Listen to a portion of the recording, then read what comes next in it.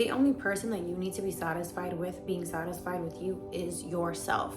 And by honoring yourself, you're honoring God. By doing self-love practices, by meditating, by praying, by doing things that make you feel whole and make your soul dance and do cartwheels, you're honoring God in that sense, right?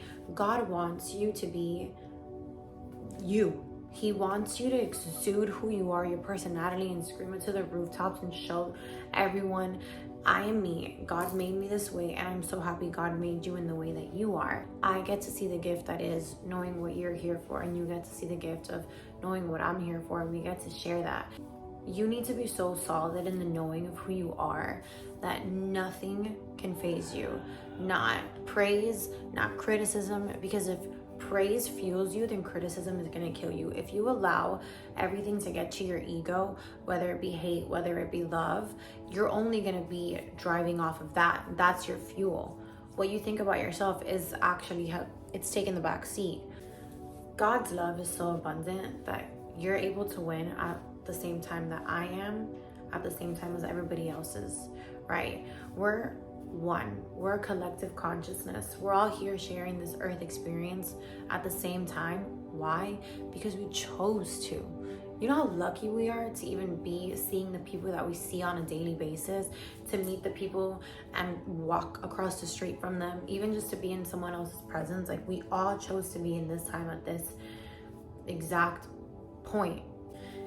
You can't take a shortcut in life. You can't look at somebody else and think, I'm just gonna copy what they do because it clearly is working for them.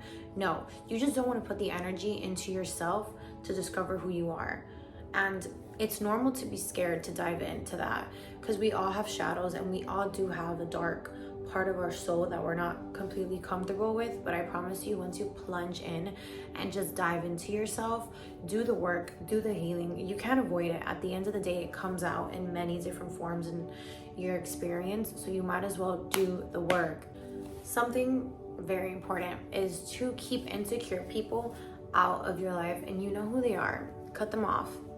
Cut them off, no mercy. Why? Because they're energy vampires, and they're taking from you, and they're taking notes to seeing how they can be you. Why? Because they see you receive all this love and all this praise, and they're like, I want it, I want it. But I promise you, cutting them off is doing them a favor and doing them a service, because then they're going to be forced to look at themselves in the mirror and learn who they are and get to know themselves. And yeah, it might hurt to cut off people that you love and that you know love you, but at the end of the day, if they're here looking at you with envious eyes, they're draining you, and you need to make that cut for both parties. I want to read you guys something that I read in Meditations by Marcus Aurelius. I think it's going to be a book that I take in my heart and my mind forever and ever, that I come back to and reread it. So it ties in with this. Anything in any way beautiful derives its beauty from itself, acts nothing beyond itself. Praise is no part of it, for nothing is made worse or better by praise. This applies even to the more mundane forms of beauty, natural objects, for example, or works of art. What need has true beauty of anything further? Beauty doesn't need praise. Beauty doesn't need recognition. Beauty just is. True beauty just is.